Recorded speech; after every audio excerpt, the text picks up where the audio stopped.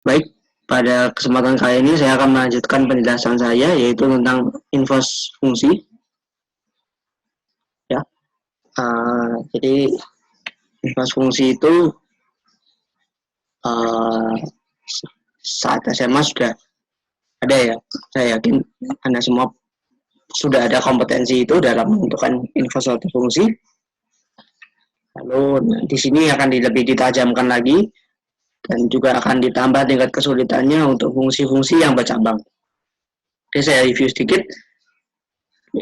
Kebalikan atau inverse dari fungsi f dari x ke y adalah relasi g dari y ke x dengan definisi gy sama dengan x jika dan jika y sama dengan fx. Sekali lagi, kalau kita diberikan fungsi f dari x ke y, relasi g dari y ke x itu didefinisikan sebagai gy itu sama dengan x saat y sama dengan fx. Untuk lebih untuk sebelumnya supaya lebih jelas saya gambarkan ini yang bilang. Jadi sekali lagi range dari f itu belum tentu kesulitan subset dari range f relasi antara fx ini. Lalu itu adalah relasi dari nyaman. Saya beri contoh, katakan di sini ada ya mungkin x ya. Nah, oleh f dia dibawa ke sini.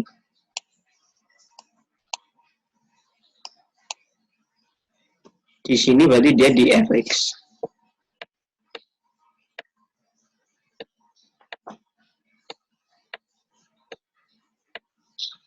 Nah, x dibawa ke fx. Katakan y, fx itu kita kasih nama y misalkan. Nah, ini dimaksud dengan inverse berarti y oleh g itu akan dibawa ke x kembali. Nah, ini kan berarti x dan y ini kan semacam kita sambung begitu ya. Nah, nanti kita boleh gy itu sama dengan x karena y itu adalah fx. Jadi itu ada penjelasan definisi ini secara tinjauan geometris. Oke. Baik. Selanjutnya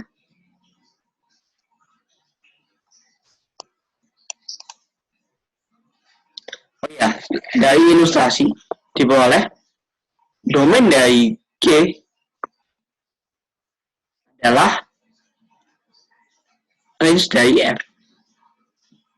Hal ini cukup jelas ya, karena semua nilai Y akan berada di range F, sehingga domain dari G itu adalah range F. Dan juga sebaliknya, range dari G adalah domain dari F. Jadi kayak semacam tukar-tukaran gitu. Nah, di sini nanti akan sangat berguna dua hasil ini untuk kita membayangkan bagaimana kita mencari inverse suatu fungsi. Oke, saya hapus dulu. Saya beri contoh. Kita punya fungsi f dari a ke b dengan ini. Saya gambarkan di diagram. 1 dibawa ke b, 2 dibawa ke a, 3 dibawa ke d, dan 4 dibawa ke c. Yaitu seperti yang kita tuliskan seperti ini. Nah, lalu bagaimana dengan y yang merupakan inverse dari f? Oke. Coba Anda tuliskan bagaimana definisi dari G. Ya. Saya beri waktu mungkin 3 detik ya. Oke. Tuh, enggak. Oke, dan G-nya adalah seperti berikut. Oke. Inverse fungsi f itu biasa dinotasikan dengan f pangkat min 1.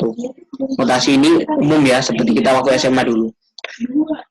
Akan tetapi secara umum ini bukan fungsi, karena kita lihat ini di contoh ini tidak semua anggota B itu memiliki pasangan di A. Katakan yaitu D. D itu tidak punya pasangan di A. Jadi inverse suatu fungsi itu belum tentu merupakan fungsi juga. Oke, kita masuk ke contoh soal. Nah, kalau di sekolah menengah atas waktu itu fungsi kita itu cukup sederhana ya. Katakan kita punya y sama dengan x sama dengan y, udah sudah dapat. Nah, sedangkan kalau kita fungsinya bercabang seperti ini, kalau beri ilustrasi, katakan si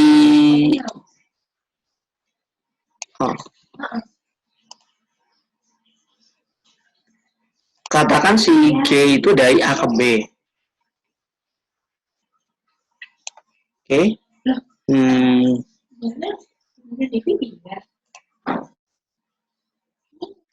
Nah, ini saya gambar ini G-nya katakan dari X, dari himpunan X ke Y. Kamu jadi crispy masuk asrama bareng kita. Di sini saya gambar aja di range G-nya aja ya. Karena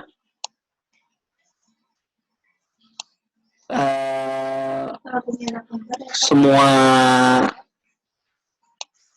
G inverse ini kan domainnya tidak mesti Y ya. Jadi domainnya G itu kan range G. Oke.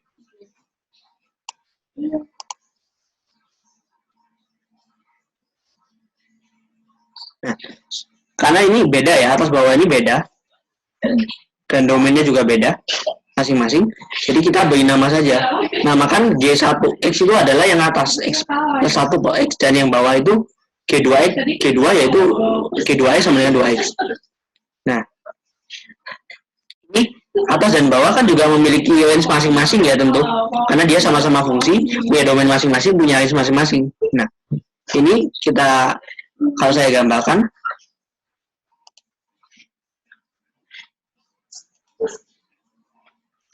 jadi semacam X itu kita bagi dua ruang.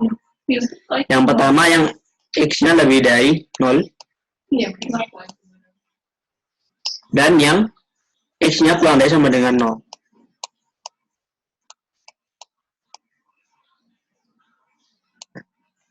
Kita bagi dia menjadi dua ruang. Nah, tentu saja ini katakan yang himpunan atas dan himpunan bawah. Tentu saja masing-masing memiliki range-nya masing-masing. Itu misalkan di sini tentu saja range G juga akan terpecah menjadi dua bagian. Yaitu yang mana nanti semua yang X-nya lebih dari 0 dibawa ke sini, dan nanti yang X-nya kurang dari sama dengan 0 dibawa ke yang bagian bawah. Nah, ini berarti adalah range ini oleh G1.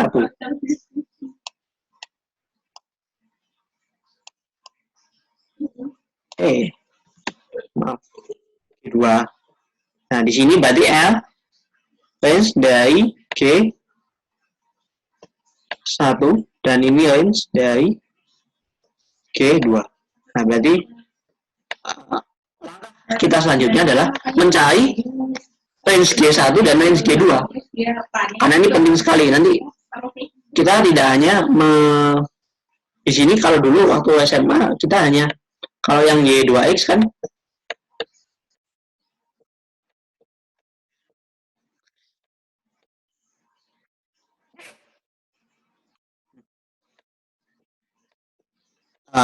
ini kan kalau dulu SMA tinggal diubah aja ya, X dinyatakan dalam fungsi Y. Jadi X itu Y per 2. Jadi, tapi kalau di sini kita tidak hanya menentukan ini, kita juga menentukan Y-nya yang mana saja yang masuk sebagai domain. Nah, langkah selanjutnya adalah mencari RG1 dan RG2.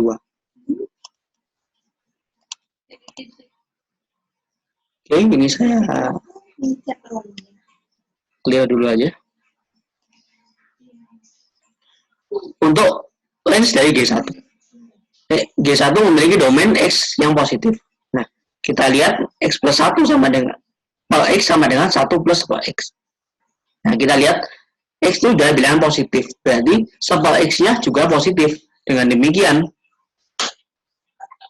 Menggunakan sifat-sifat bilangan real, 1 plus 10x akan lebih besar dari 1.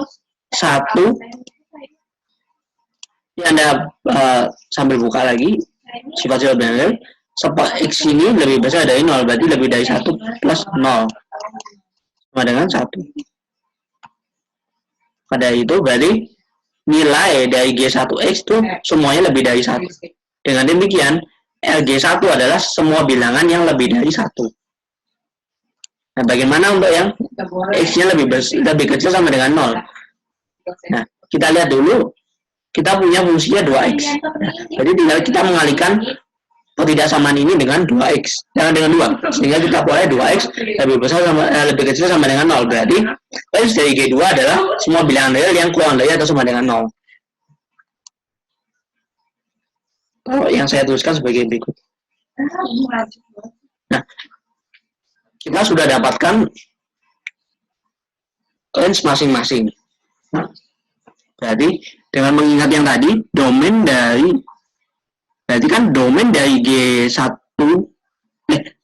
G1 inverse adalah range dari G1, dan domain dari G2 inverse adalah range G2. Nah, selanjutnya kita tinggal menentukan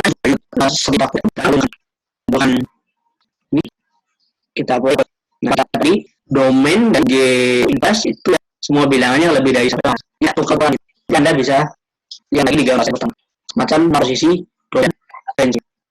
Yaitu untuk fungsi yang bercabang. Tidak sesimpel di mana fungsinya yang tidak bercabang. Ada contohnya soalnya yang bisa Anda kerjakan. Tadi selain melakukan deriva juga potensi untuk melakukan sebenarnya di sini kita meningkat posisi fungsi itu sedikit ada kalian dalam apa itu fungsi kan itu untuk setiap x itu domain f semua f kita gimana rumusan z kita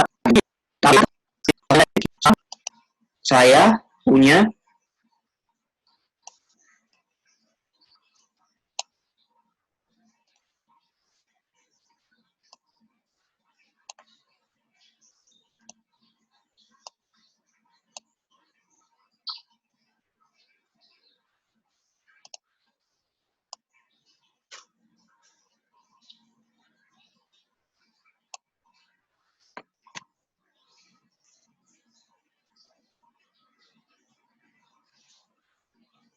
jangan sampai terjadi di sini x di sini oleh G tidak masuk di domain F. Siapa tahu domain F itu hanya di sini,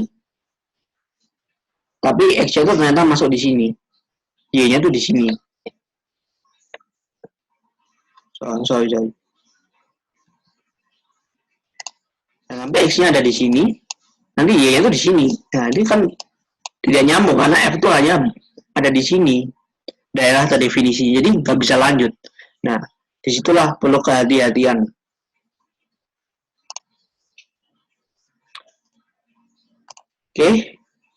Oke, kalau ini hanya review aja saat kita SMA.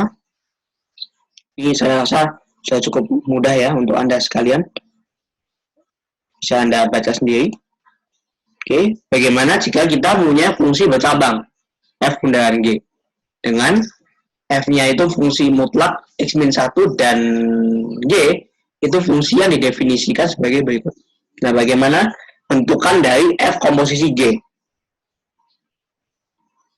Yang Anda harus tetap pegang adalah definisi dari komposisi, yaitu f komposisi G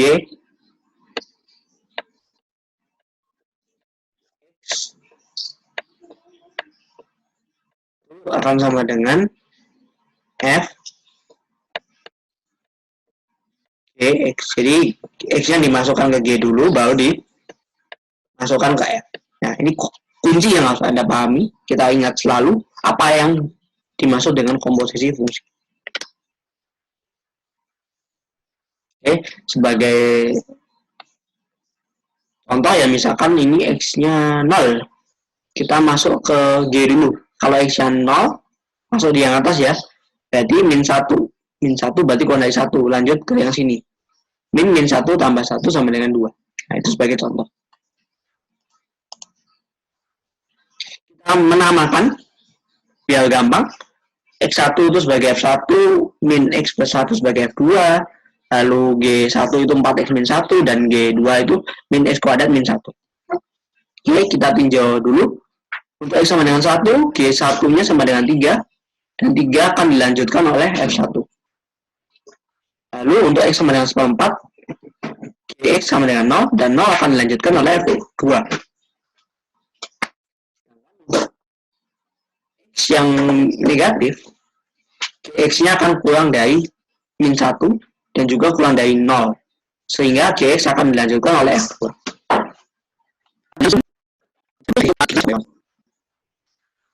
Nah, kalau X diteruskan. Di sini kita lihat tidak semua X. Nah, dari situ kita menentukan batasan-batasan atau variabel di mana maksudnya X mana aja yang lebih dari sama dengan 0 yang selalu lari ke F1 sampai 2. Yang saya tulis di nah, masukkan ke G2. Ya, saya punya ini X, ini akan dibawa dulu ke Gx terlebih dahulu.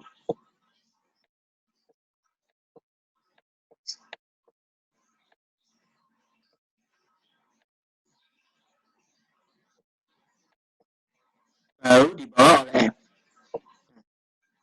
Kita mau tahu nih X mana saja yang dibawa ke F1 dan X mana saja yang dibawa ke F2.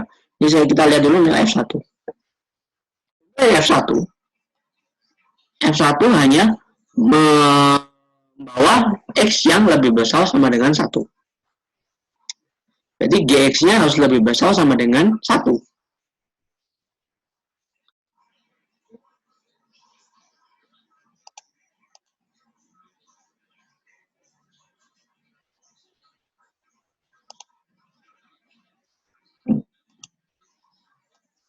Gx-nya, oh ini bukan Gx ya, G berapa ini?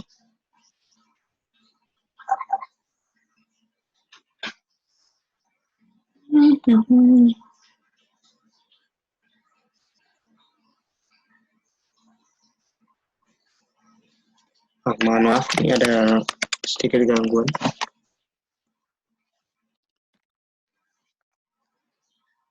Jadi itu dia, salah satu kunci pentingnya di sini adalah menentukan interval yang tadi saya sebutkan. Ini kita yang 4x-1 aja ya. Kita cukup yang 4x-1.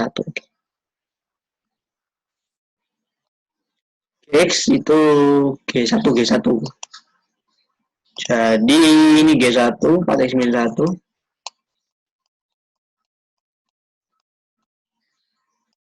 Ini mana yang lebih besar dari 1?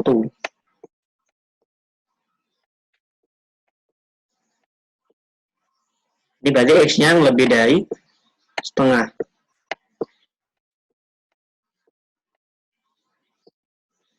Nah, jangan lupa untuk melihat bahwa ini hanya yang domain dari G1 adalah X yang lebih besar sama dengan 0. Berarti kita perlu hiaskan. Kita perlu hiaskan dia dengan X yang lebih besar sama dengan 0. Yaitu adalah, biasanya adalah X yang lebih besar dari setengah.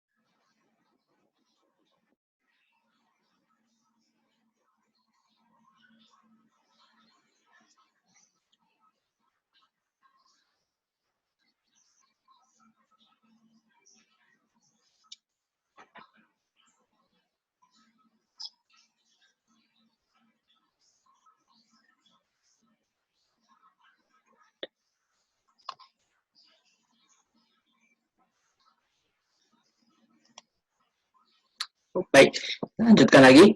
Untuk 4G1X yang lebih besar sama dengan 1 itu adalah X yang lebih dari setengah. Dan 4X-1 yang kurang dari 1 adalah X yang kurang dari setengah. Dan ingat, kita memiliki batasan yaitu G1X yang lebih besar sama dengan 0. Jadi, ini nomor 1 kita dapat hasil. Untuk X yang kurang dari 0, Gx-nya akan kurang dari 1. Sudah pasti.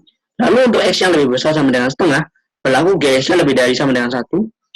Dan untuk X yang di antara 0 sampai kurang dari setengah, berlaku Gx-nya kurang dari 1. Dengan demikian, kita sudah bisa memasangkan G1, mana X yang masuk ke G1, mana X yang G1X-nya lanjut ke F1, dan mana X yang G1-nya lanjut ke F2. Nah, dengan definisi dari F bundaan G, kita boleh F bundaan Gx dirumuskan sebagai berikut. Nah, di sini kita ada case 1 lagi, jadi bukan 2 case, tapi 3 case. Oke, sedikit catatan dari saya. Untuk notasi, saya sarankan untuk lebih berhati-hati, karena kita harus melihat kesepakatan di pembicaraan ataupun textbook yang Anda baca.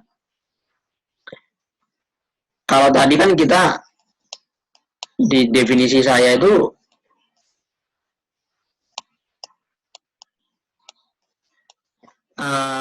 kan ini G,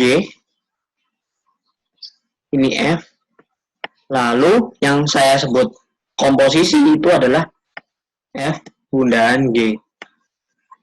Artinya kalau saya sebut F bundaan G, X berarti X-nya dimasukkan ke G dulu ya. Kalau notasi kita, pembicaraan kita pada video kali ini. Namun Anda mesti lebih berhati-hati saat membaca textbook ataupun sedang mengikuti kuliah dari orang lain yang bukan saya. Karena bisa jadi buku atau pembicara tersebut memiliki notasi yang lain. Salah satu yang biasa terjadi adalah ini.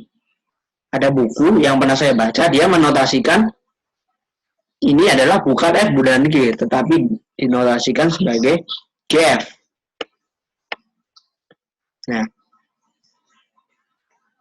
Nah, ini kadang-kadang dia notasinya bukan gini, jadi GF kurung, itu nggak di kanan tapi di kiri. Nah, ini sama maksudnya, cuman penulisannya kebalik. Nah, ini Anda harus melihat di bagian awal buku, biasanya dijelaskan notasi-notasi itu dijelaskan apa yang dimaksud GF.